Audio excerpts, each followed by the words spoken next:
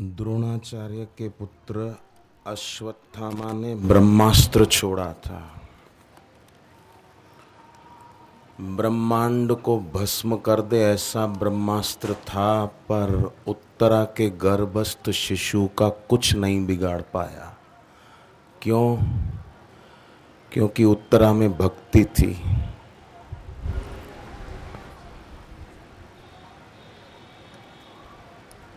उस भक्ति के प्रताप से उत्तरा की और उसके बच्चे की रक्षा हो गई। राजा नृग कभी वेदोक्त मार्ग से डिगे नहीं थे, धर्मात्मा आदमी थे, पर फिर भी गिरगिट बन के कुएं में पड़े रहना पड़ा। और भागवत का गजेंद्र कभी दीक्षा नहीं ली थी, कभी वेदोक्त मार्ग पर नहीं चले थे, पर केवल पुकार और अपने इस आराध्य के चरणों में प्रेम था। तो भगवान विष्णु उसकी रक्षा किए बिना रह न पाए, सुदर्शन लेकर आ गए उसकी रक्षा हेतु।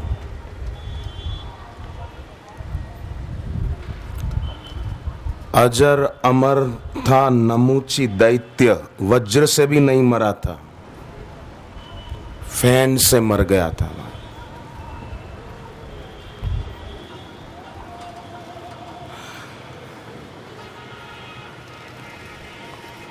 ये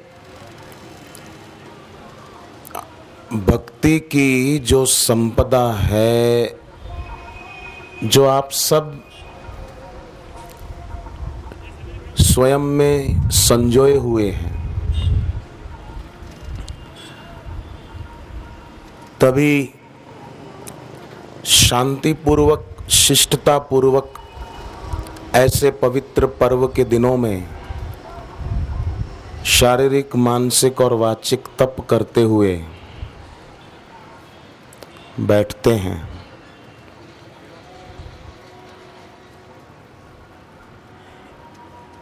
इससे हमारा आध्यात्मिक बल बढ़ता है। जितना व्यक्ति शांत बैठता है, अकेले में बैठता है, हकीकत में सत्संग में भीड़ हो फिर भी व्यक्ति अकेले में है। मुझे बात बहुत अच्छी लगती है कि एकांत में जाना उतना अच्छा नहीं है जितना स्वयं में एकांत लाना बहुत अच्छा है। अपने में एकांत लाएं, और वो सत्संग में सहज में होता है। भीड़ में होते हुए भी आदमी एकांत में, गुरु के सानिध्य में।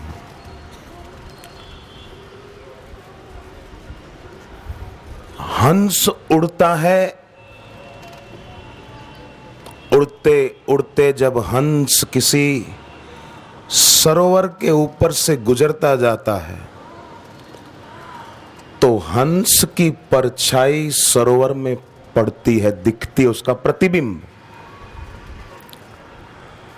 हंस नहीं चाहता है प्रतिबिंब पड़े, सरोवर उत्सुक नहीं है कि हंस का प्रतिबिंब पड़े, पर हंस केवल सरोवर के पास से गुजर रहा है। ऐसे ही शिष्य जब गुरु के निकट बैठता है ना, तो उस परमात्मा के प्रतिबिंब का अनुभव उसको होने लगता है, झांकी मिलने लगती है। न चाहे तो भी केवल बैठे, अपने में एकांत लाए। अकेला आदमी एकांत में जाए, अकेला बैठे, हो सकता है उसके अंदर भीड़ हो, विचारों की, कल्पनाओं की, रागास्पद की, द्वेषास्पद की, हो सकता है भीड़ हो, पर सदगुरु के सानिध्य में होंगे तो न रागास्पद होगा न द्वेषास्पद होगा, कोई नहीं होगा।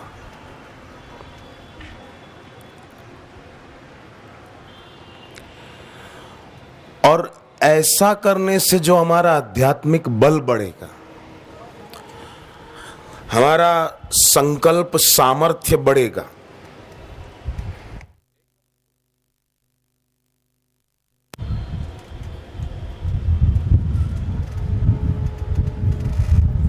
जैसे एक मंत्र है, उसको अगर हम ग्रहण के समय जप करें 10 माला, खाली 10 माला, तो वो मंत्र सिद्ध हो जाता है।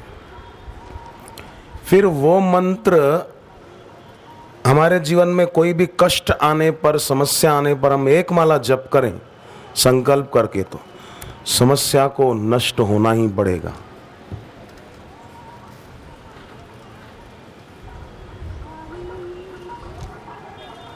ग्रहण के समय उसका जप किया जाता है 10 माला, प्रार्थना पूर्वक अपने गुरुदेव का स्मरण करते हुए।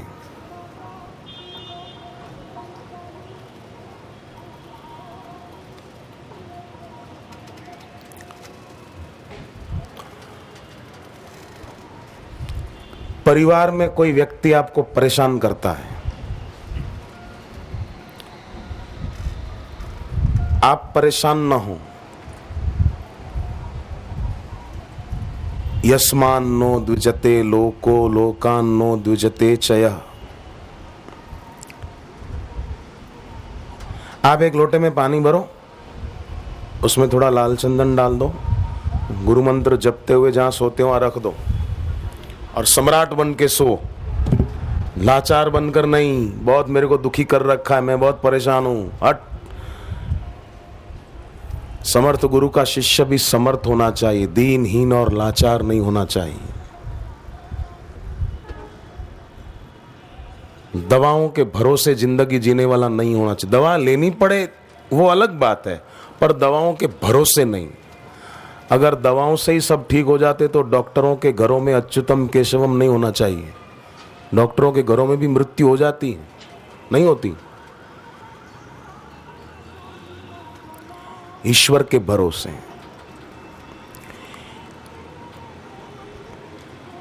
इच्छा मन में उठती है, पर उस इच्छा की पूर्ति के लिए ही जो जीवन जीता है, उसको भगवत गीता में भगवान कृष्ण ने कृपणः फल हेतव कहा। वो आदमी कृपण है, न पैसा अच्छे काम में लगाता है, न समय अच्छे काम में लगाता है, केवल इच्छा पूर्ति में लगा हुआ है। अब आप जैसे सत्संगी भाई बहनों के लिए भगवान ने गीता में क्या कहा है वो सुनिए। भगवत गीता 2 अध्याय 51वां श्लोक। भगवान ने ऐसे सत्संगी भाई बहनों के लिए कहा, फलम त्यक्त्वा मनीषिणः। मनीषी मीन्स बुद्धिमान, पवित्र सोच के धनी, पवित्र समझ के धनी, मनीषी। 18वें अध्याय में कहा, यज्ञो दानम तपश्चैव पावनानि मनीषिणाम। मनीषी लोग माने सात्विक बुद्धि के धनी, वो 3 काम जिंदगी में कभी नहीं छोड़ते, यज्ञ नहीं छोड़ते। और यज्ञ हवन कुंड वाला नहीं, वो तो कितने दिन हो गए मैंने भी नहीं किया। यज्ञ भगवत गीता में 12 प्रकार के यज्ञ बताएं, उसमें एक भी हवन वाला नहीं है, आहुतियां डालने वाला नहीं है।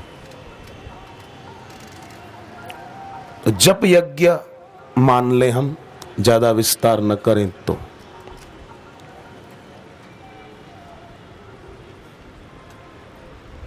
और किसी किसी के मन में हो रहा होगा वो ग्रहण वाला नहीं बताया, अधूरा छोड़ दिया। ग्रहण के समय कौन सा?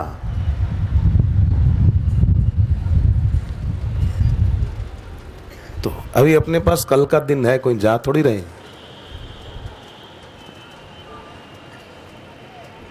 तो यज्ञ नहीं छोड़ते हैं समझदार लोग। पावनानि मनीषिणाम, गीता का मनीषी शब्द मुझे बहुत प्यारा लगता है। भगवत गीता के कई शब्द दिल दिमाग में गूंजते रहे, ऐसे शब्द हैं। दान नहीं छोड़ते हैं, दूसरा एक यज्ञ नहीं छोड़ते, एक दान नहीं छोड़ते। अब दान, जिसके पास पैसा नहीं होगा वो क्या दान करेगा?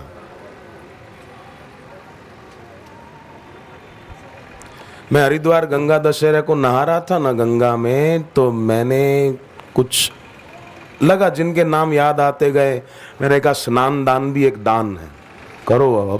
अब मैं पैसा दान तो नहीं कर सकता, तो स्नान दान मैंने जिनका नाम याद आता गया लगाता गया, फिर सोचा अब किसके किसके नाम के लगाऊं। प्रार्थना की, नमामि गंगे तव पाद पंकजम सुरासुरैर्वंदित दिव्य रूपम भुक्तिम च मुक्तिम च ददासि नित्यम भावानुसारेण सदा नराणाम।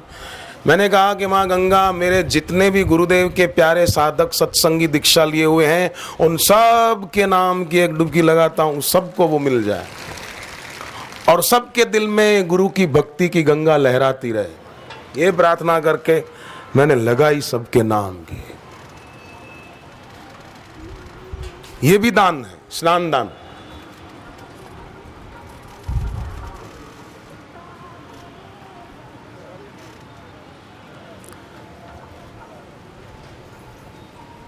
किसी वस्तु व्यक्ति में आसक्ति है, वो छोड़ने का इरादा पक्का करना, ये भी एक दान है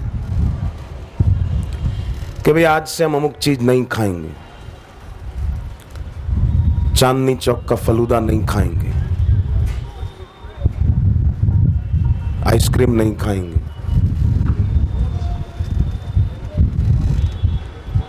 ये बंधन नहीं है, तो मैं बोल रहा हूं।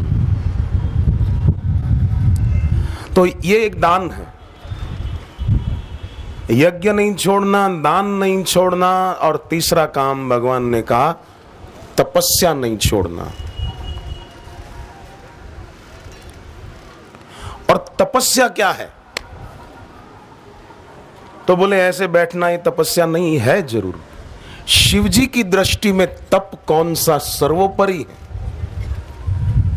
शिव जी की दृष्टि में सर्वोपरि तप है गुरु निष्ठा परम तपः। अपने गुरुदेव के चरणों में निष्ठा और कहीं से दया की भीख मांगने का भिखारीपना छूट जाए, अंदर का भिक्षा पात्र टूट जाए। ये गुरु निष्ठा परम तप। मैं मांगू तो मेरे बापू से मांगू, मेरे बापू के दरबार में क्या कमी है, मैं और कहीं दया की भीख मांगू?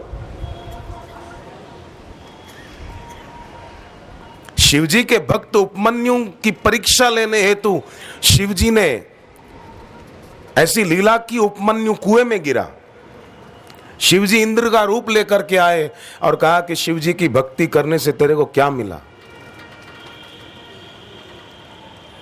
छोड़ दे।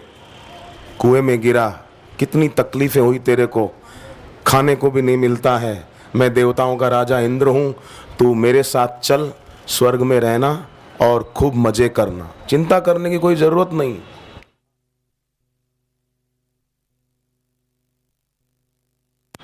चिंता करने की जरूरत नहीं है, मजे से रहना, कोई चीज की कमी नहीं रहेगी तेरे को। शिवजी की भक्ति छोड़ दे बस। उपमन्यु ने कहा कि मेरे शिवजी अगर मुझे नरक में डाल दे तो भी मैं रहना पसंद करूंगा, पर शिवजी की भक्ति छोड़ना पसंद नहीं करूंगा। शिवजी के नाम का जप नहीं छोड़ूंगा, और तू मुझे स्वर्ग में हर प्रकार की सुविधा और सुख दे, वो भी मुझे स्वीकार्य नहीं है। यह है अपने आराध्य के चरणों में निष्ठा। गुरु निष्ठा परम तपः। गुरु में, अपने सदगुरु के चरणों में निष्ठा ही परम तप है।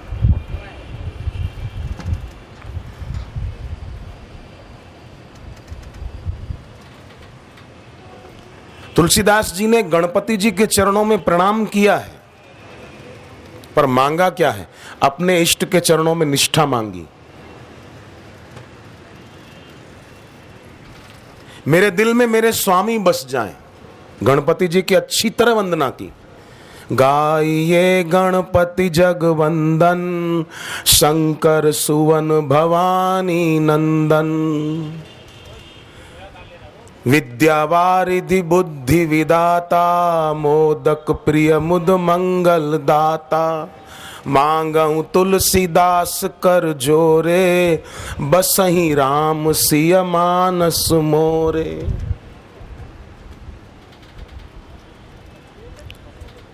पर आजकल लोगों के भीतर का भिक्षा पात्र यथावत बना रहता है।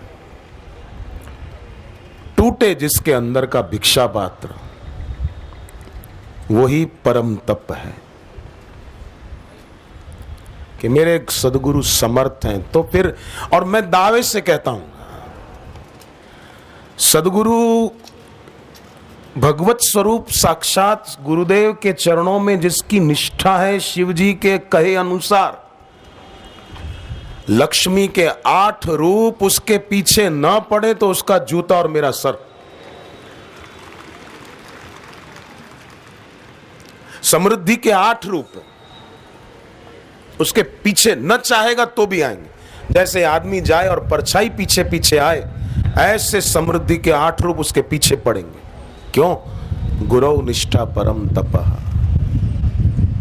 गुरु गीता का श्लोक है, ज्ञानम वैराग्यम ऐश्वर्यम, ऐश्वर्य यशः श्री समुदायतम षड गुणैश्वर्य युक्तो ही भगवान श्री गुरु प्रिय। भगवत स्वरूप श्री गुरुदेव ज्ञान, वैराग्य, यश, लक्ष्मी, वैराग्य, इनसे गुरु संपन्न है। अगर ये सब चाहिए तो भी गुरु की उपासना करे शिष्य तो उसको ये सब मिल जाएगा। वो ज्ञान में भी पक्का होगा, उसकी स्थिति होगी, वो वैराग्यवान भी होगा। मुझे एक भाई ने पूछा कि अपने जीवन के दुर्गुण दोष न छूटे तो क्या करना चाहिए। मैंने कहा उनका चिंतन नहीं करना चाहिए और अपने गुरुदेव के दैवी गुणों को याद करो कि हमारे गुरुदेव के कैसे दैवी दिव्य गुण हैं। अकेले में बैठ के गुरुदेव से बातें करो। तो बोले कैसे बातें करें, हमको मौका ही नहीं मिलता, भीड़ में आते हैं, धक्का लगता है, पीछे आगे आना चाहे सेवादारी आने नहीं देता। मैंने कहा तुम गुरु को एक व्यक्ति मानते हो, तुम जहां हो वहां पर भी गुरुदेव हैं। तुम गुरु की तस्वीर को तस्वीर न मानो, सामने साक्षात बापू ही बैठे हैं, ऐसा भाव रखो। तो फिर देखो गुरु की मूरत सूरत बन के तुमसे बात करेगी और ये तुम्हारी लौ लगेगी, ये ज्योत जगेगी भक्ति की। देखो एक बात है, यज्ञ कुंड होता है ना, उसमें अग्नि जलाते हैं, आहुति डालते हैं, तो धुआं तब तक नहीं होता जब तक यज्ञ कुंड में अग्नि ठीक जल रही। और धुआं नहीं तो आपकी आंख नहीं जलेगी, आंख से आंसू नहीं आएंगे। पर जहां यज्ञ कुंड में अग्नि बुझी और धुआं हुआ, आपकी आंखें जलेगी। ये जो यज्ञ कुंड के पास कभी बैठे अनुभव है, मेरा तो कई बार का अनुभव है। यज्ञ कुंड में अग्नि जलती रहे तो धुआं नहीं होता, थोड़ा बहुत होता है, उससे आंख नहीं जलती। पर जहां अग्नि बुझी, धुआं ऐसा होगा, आंख जलेगी, आंसू रुकेंगे नहीं। ऐसे ही हृदय में श्रद्धा और भक्ति की ज्योत अगर बुझी ना, तो धुआं ऐसा होगा कि दुखों के और मुसीबत के आंसू आंख से रुकेंगे नहीं। और ये ज्योत अगर जलती रही तो दुख के आंसू नहीं आएंगे, आएंगे तो भक्ति के आएंगे। और भक्ति के आंसू दुख के नहीं होते, महासुख के होते हैं।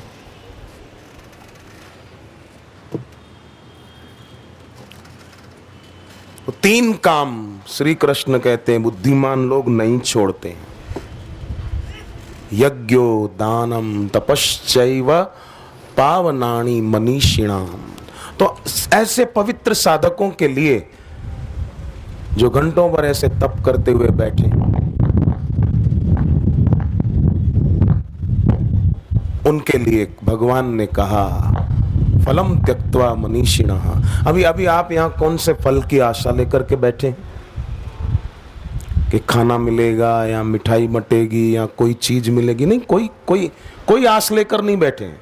समिति वालों ने जिन्होंने आयोजन किया, उनकी भी कोई इच्छा नहीं है, किसी अपेक्षा से उन्होंने ये आयोजन नहीं किया।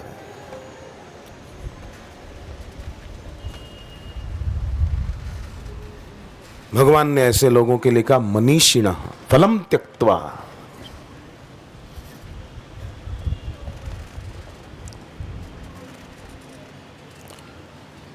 और जो भीतर से उसकी आसक्ति छोड़ता न चाहेगा तो भी उसको मिलेगा। समदर्शी इच्छा कछु नाही, हर्ष शोक भय नहीं मन माही। समदर्शी है, इच्छा कोई नहीं, हर्षित नहीं होता, शोकातुर नहीं होता और भयभीत नहीं होता है। देखो, एक डर होता है,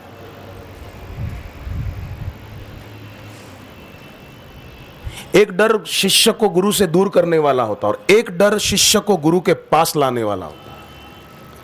पास का, गुरु के पास होने का मतलब ये नहीं कि बाहर से गुरु के पास रहना, बाहर से भले कोई दूर हो पर दिल से बहुत करीब हो सकता है, बहुत करीब, और बाहर से बहुत करीब हो पर भीतर से उसके प्राण हजारों मील के फासले पर हो सकते हैं। तो एक डर करीब ले आता है, एक डर दूर ले जाता है।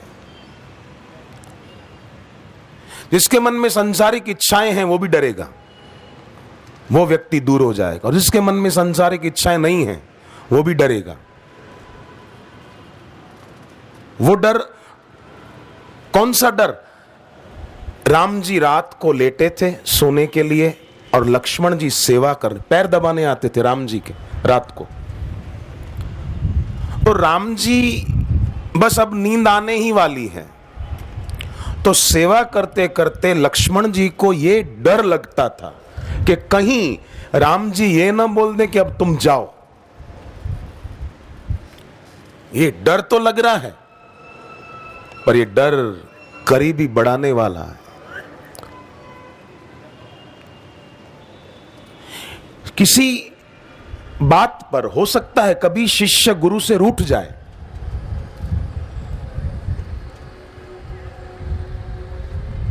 अश्रद्धा नहीं, गुरु में दोष दर्शन नहीं, पर हो सकता है रूठे।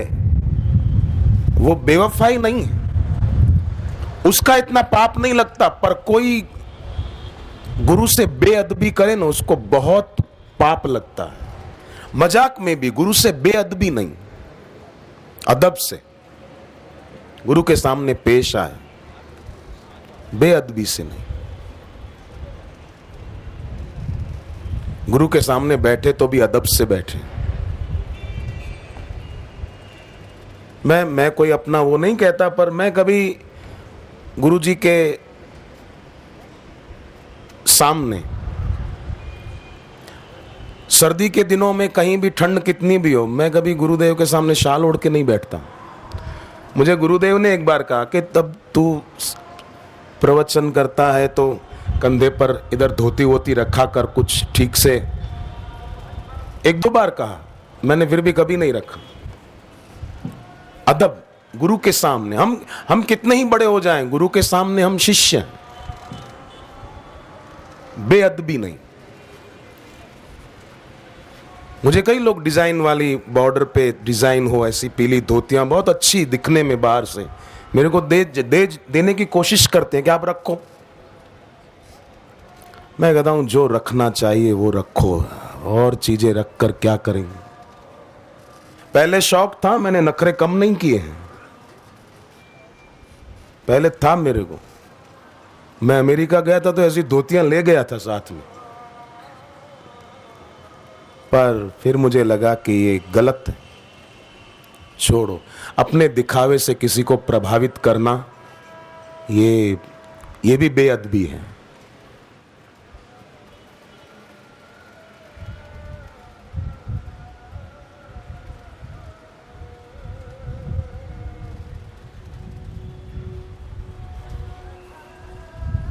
अपने दिल में उनके लिए प्यार रहे, बस ये बड़ी संपदा है। इससे स्वभाव भी अच्छा होगा और संस्कार ऊंचे होंगे। और शरीर नष्ट हो जाए, अच्छा स्वभाव और ऊंचे संस्कार ये कभी नष्ट नहीं होते हैं, कभी नहीं। जैसे गुरुदेव कई प्रसंग नहीं बताते सत्संग में कि अब भागवत के भरत राजा का ही प्रसंग ले लो, शरीर छूट गया पर स्वभाव अच्छा था, संस्कार ऊंचे थे, तो हिरण के शरीर में भी एकादशी को उपवास करते थे। अच्छा स्वभाव, ऊंचे संस्कार, ऐसे कई प्रसंग गुरुजी बताते हैं। तो आप लोग यहां बैठे हैं, स्वभाव अच्छा होने के कारण, संस्कार ऊंचे होने के कारण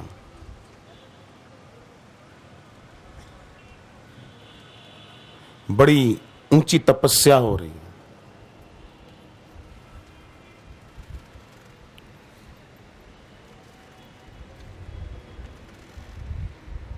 अब देखो, तप करने वाले तो तप करते हैं, पर तपस्या से दूर करने वाले, गिराने वाले लोग भी, कई निंदा करने वाले और आलोचना करने वाले, जिनको ईश्वर से कोई लेना देना ही नहीं है। रिक्शा वाला खड़ा था, एक आदमी ने आवाज लगे, रिक्शा वाले खाली है क्या? बोला हाँ हाँ साहब। तो बोले आजा अपन ताश खेलते हैं। अब वो ताश खेलने के लिए नहीं बैठा, वो धंधा करने के लिए बैठा था कि पैसेंजर बैठे मैं ले जाऊं और मुझे रुपया मिले। वो गलत, आजा ताश खेलते हैं। निंदा करने वाले जो होते हैं वो भी यही काम करते हैं। कोई बेचारा अपना काम कर रहा है तो बोले आज अपन ताश खेलते हैं। तुम्हारे टाइम बर्बाद करते हैं, बेकार की बातें सुनकर सुनाकर समय खराब करते हैं। पर साधक सार्थक बातें सुनकर, बोलकर अपना भजन बढ़ा लेते हैं। एक आदमी खूब खाता था, खाने का शौकीन था, रोटी पे घी लगाकर नहीं खाता था, घी में रोटी डुबाकर खाता था। खीर बनानी होती तो चावल पानी में नहीं उबालता था, दूध में ही उबालता था। ऐसा था। तो शरीर उसका ऐसा मोटा हो गया कि मेरे जैसे तो 4-5 समा जाए उसमें। ऐसा। एक दिन उसके घर आया चोर। तो शरीर से मोटा था पर आलसी नहीं था, फुर्ती थी। फिर भी चोर की फेंट पकड़ी और दो लगाई। अब इतने हट्टे कट्टे आदमी की दो पड़े, वो तो सीधा नीचे जमीन सूंघने लगा और सेठ उसकी छाती पे चढ़ बैठा और आवाज दी, रामू जा जल्दी पुलिस वाले को बुला के ला। तब तक 2-4 थप्पड़ और रख दी। क्यों रे, चोरी करने आया था मेरे घर, क्या समझ रखा है? इतने में सेठ ने कहा, रामू अभी तक गया नहीं तू पुलिस को लेने? बोले सेठ जी मेरी चप्पल नहीं मिल रही है। चोर ने कहा, मेरे बाप तू मेरी चप्पल ले जा, पर तू पुलिस वाले को बुला के ला, नहीं तो मैं मर जाऊंगा। इसका वजन इतना है।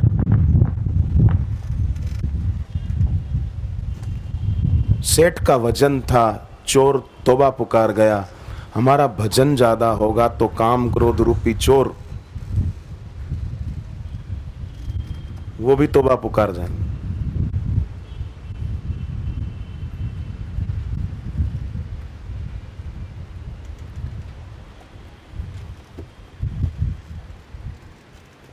तो लक्ष्मी के 8 रूप।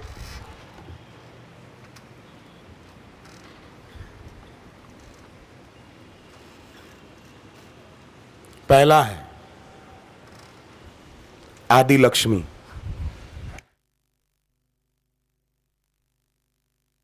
आदि लक्ष्मी भृगु ऋषि की बेटी, भृगु ऋषि की पत्नी ख्याति।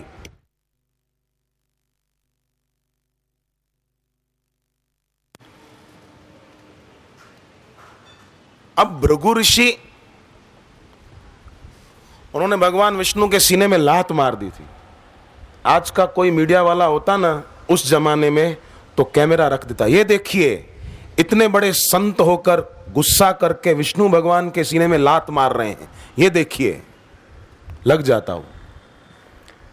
हनुमान जी ने जब लंका जमाई तो आजकल के कोई मीडिया वाले होते तो लगा देते कि ये देखिए हनुमान जी ईश्वर के अवतार होकर भी लंका जला रहे हैं, हिंसा फैला रहे हैं। ये मंथरा और शाकुनी मुझे लगता है मरे नहीं है, इन सब के अंदर आके बैठ गए।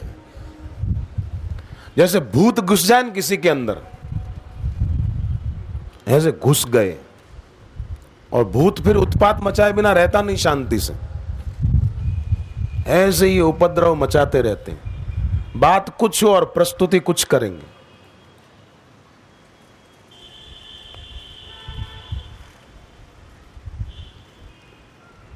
करें भी क्या, खबरें कम हैं, खबरें बताने वाली चैनलें ज़्यादा हैं, तो इनको बनानी पड़ती है कहानियाँ।